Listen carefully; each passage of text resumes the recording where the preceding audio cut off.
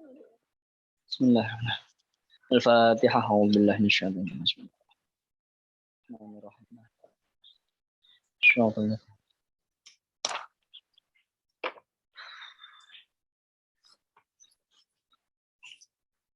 Bismillahirrahmanirrahim. Qala al-musannifu rahimahullahu ta'ala wa nafa'ana bihi wa bi'ulumihi fid dharain amin amin. Wa yusannu syurbuhu, lan den sunahaken apa ngombe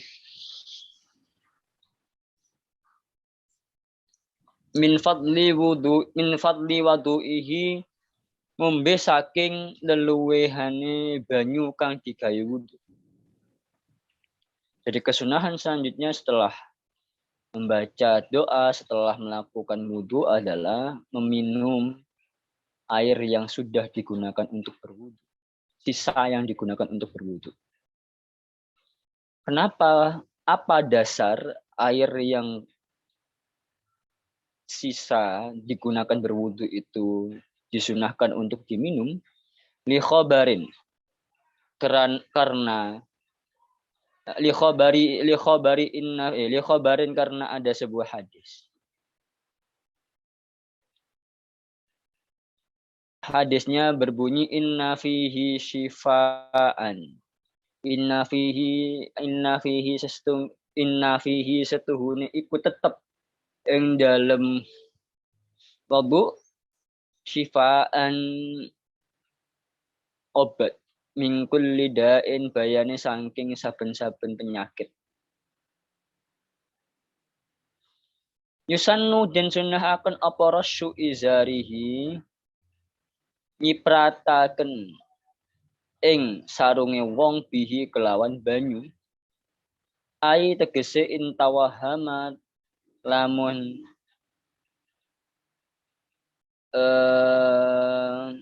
ragu apa husulu muqaddirin, onone sesuatu kang gawe kotor lahu tumrap maring izare wong. Kama kaya dene barang istadharahu duweni pendapat sinten Syekhuna guru kita Ibnu Hajar Al-Haytami. Wa alaihi lan tetep ing atase tawahum husuli apa jenenge mau muqaddarin lahu yahmilu nggawa mungkin kan apa rasuhu nyipratakene Kanjeng Nabi li izarihi tumrap maring sarungi Kanjeng Nabi bihi kelawan wudu.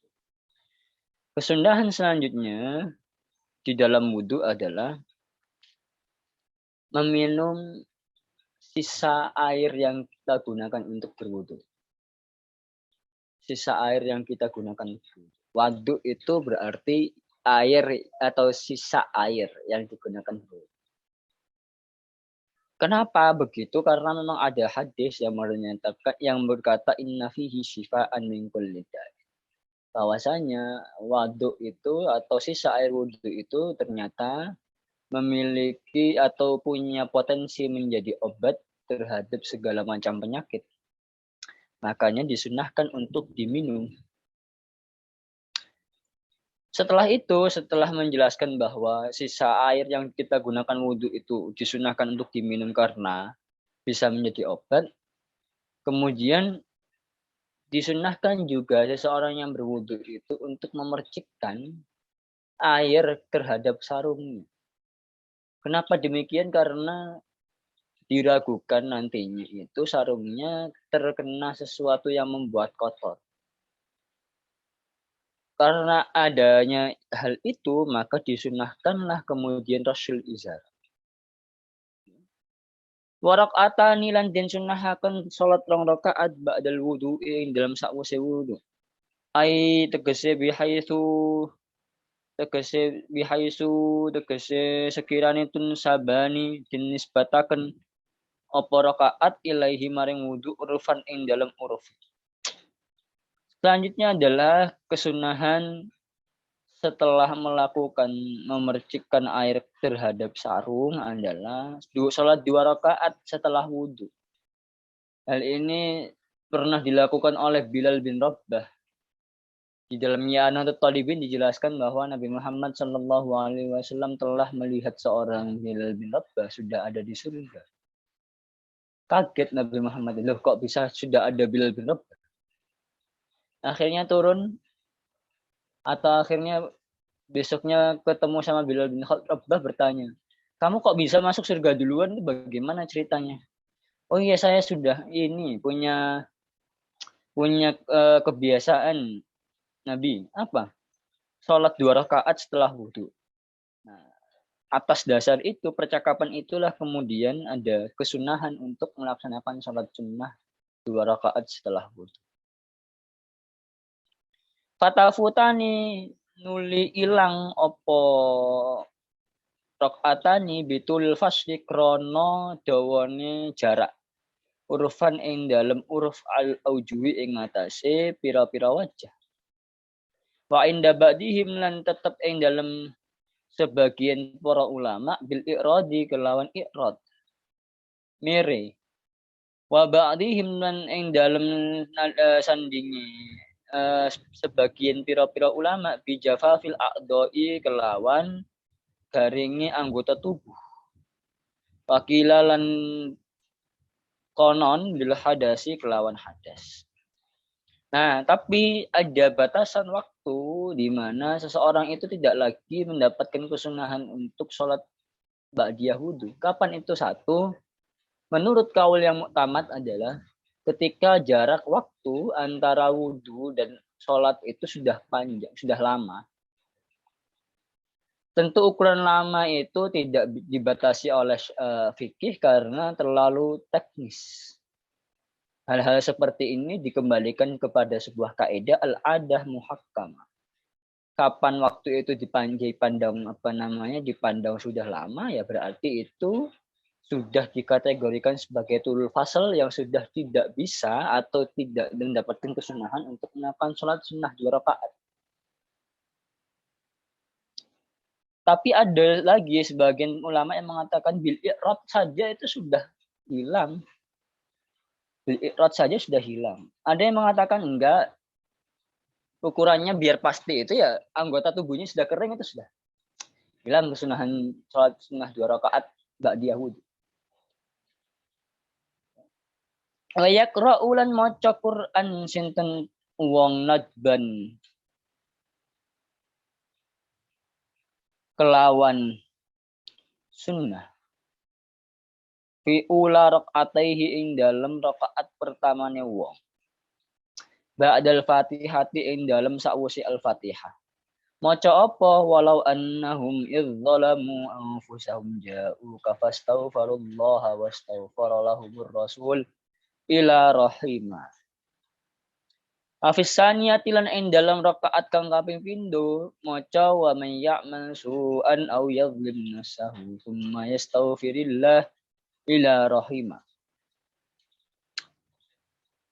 Teknis pelaksanaan sholatnya, rakaat pertama disunahkan untuk membaca walau annahum idzalamu anfusahum ja'uka fastaghfirullaha wastaghfara lahumur rasul. Baik rakaat pertama ataupun rakaat kedua disunahkan untuk membaca potongan surat An-Nisa.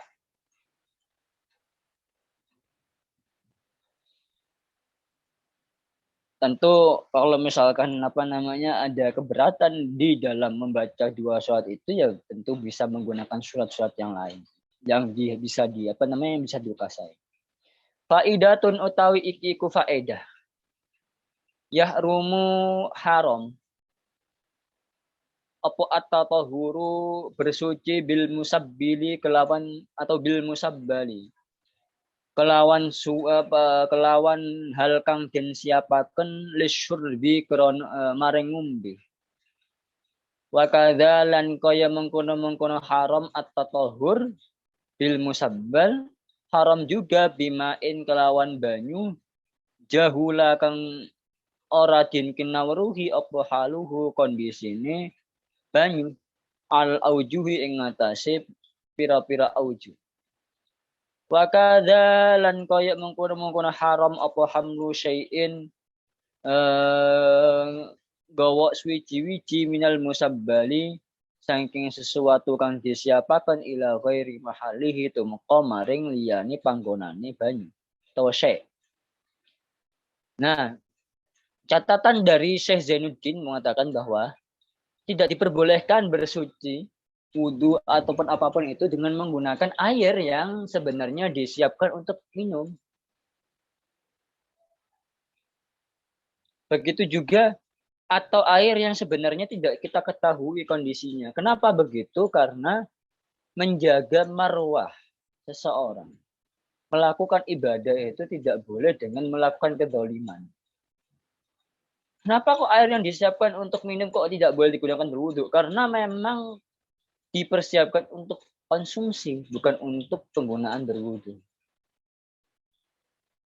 Begitu juga keadaan air yang tidak kita ketahui fungsinya untuk apa, itu pun juga tidak diperbolehkan. Wal yaktasir becik nyukupi sapa wong ai al mutawaddi wong kang wudu.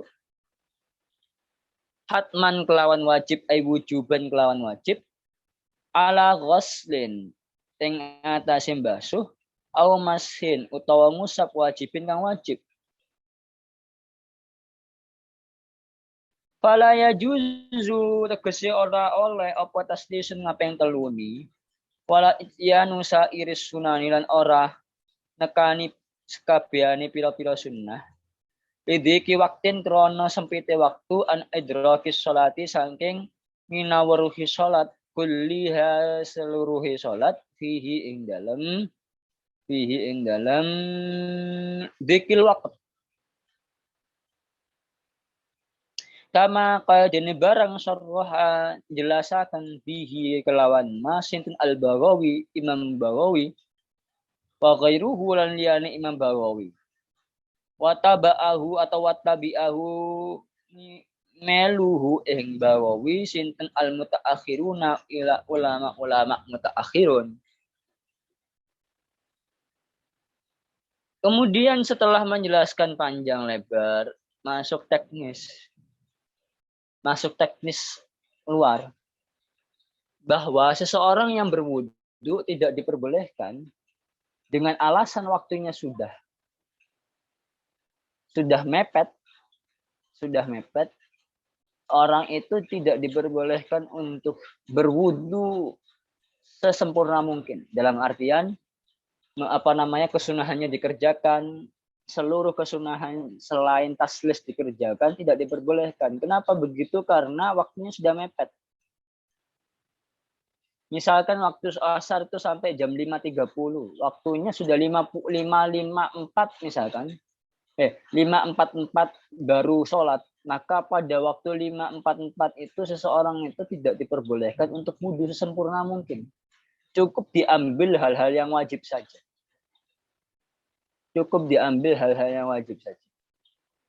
Kenapa kok hanya diambil yang wajib-wajib saja? Karena lidikil waqt.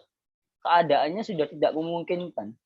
Kalau misalkan seseorang itu memaksakan wudhunya sempurna, dikhawatirkan waktu untuk sholat malah tidak cukup.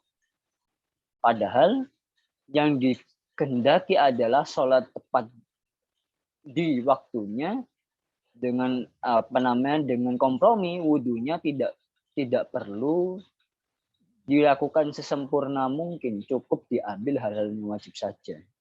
Ini pendapat Imam Baghawi dan koleganya kemudian diikuti oleh para mutaakhirun. Lakin afta tetapi ini fatwa sinten Baghawi fi fawatis sholati in dalam fawatis sholah. In dalam fawatis sholah. Lau akmala lamun nyempurnaaken sinten tiyang sunanaha ing pira-pira sunahi salat.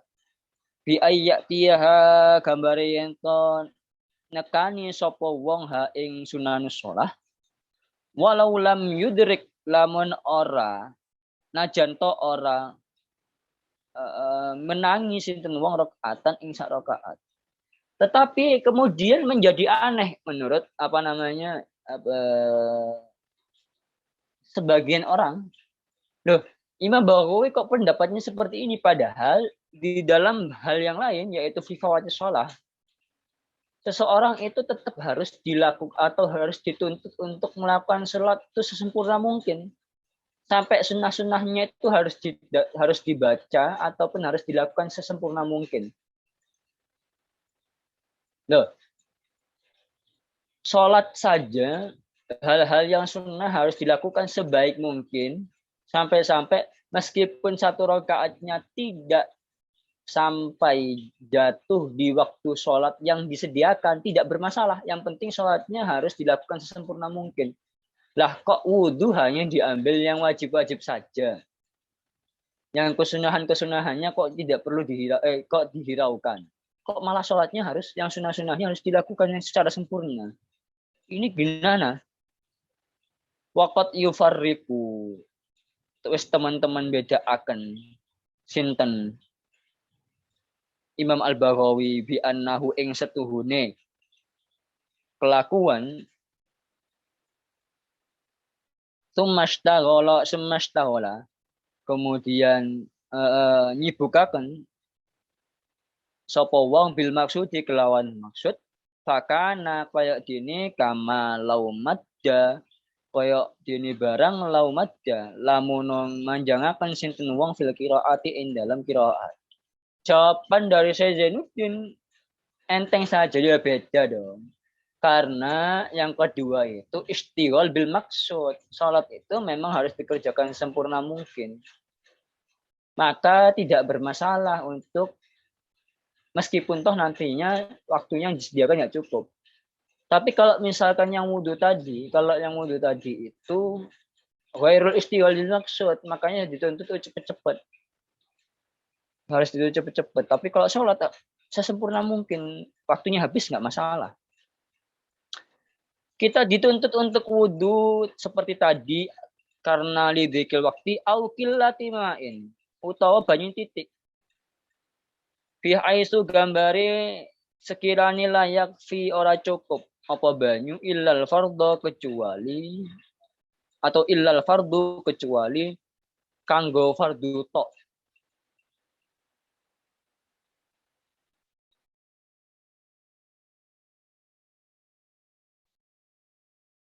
Falau kana ma'ahu ma'un. Falau kana lamun ono ma'ahu iku sertane wong ma'un apa banyu layak fihi kang orang kupi hi ing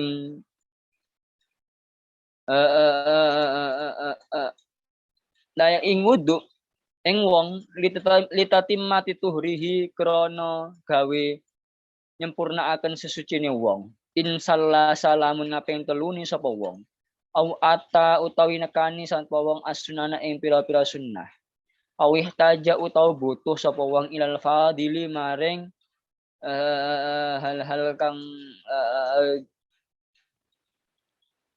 kang luwih utama liat shin krana ngelak liat si muhtaramin krana ngelake hewan kang den haramaken atau kang den mulyakaken haruma moko haram apa istimaluhu nganggo banyu fi syai'in ing dalam suwiji-wiji minas sunani bayane pira-pira sunnah.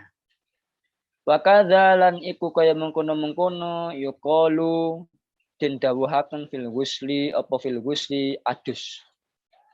Nah, kalau misalkan kita sudah punya air tapi airnya itu dibutuhkan sekiranya kalau misalkan kita gunakan untuk melakukan hal-hal kesunahan atau melakukan hal-hal yang sifatnya hanya takmilah, penyempurnaan, dan ternyata air itu tidak cukup untuk melakukan atau menutup hal-hal yang kita butuhkan, maka tidak diperbolehkan, haram menggunakan air-air tersebut untuk melakukan hal-hal yang sunnah.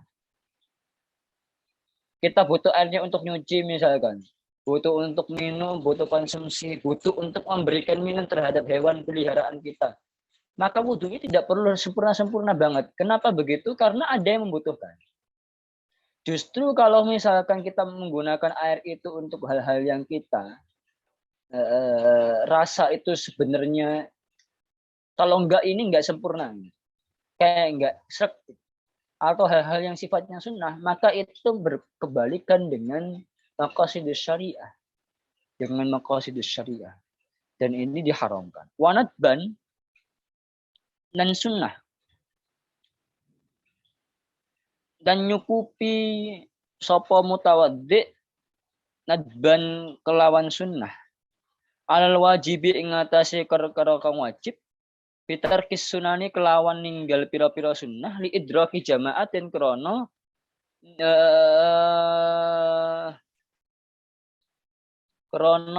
tujuan jamaah. Tujuan menangi jamaah. Lam yarju kang ora ngarep ghairaha sakliyane jamaah.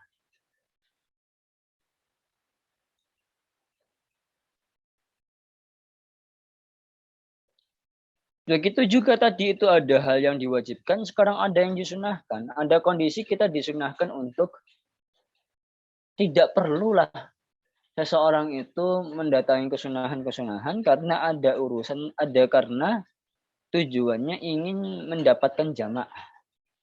Pada waktu itu ya sudah wudhunya sesahnya saja, sebatas saja, tidak perlu sampai sempurna mungkin. Kenapa begitu? Ya, karena jamaah itu lebih penting daripada hal-hal yang disunahkan tadi itu. Na'am ma qila biwujubihi kadzalki wallahu a'lam bissawab.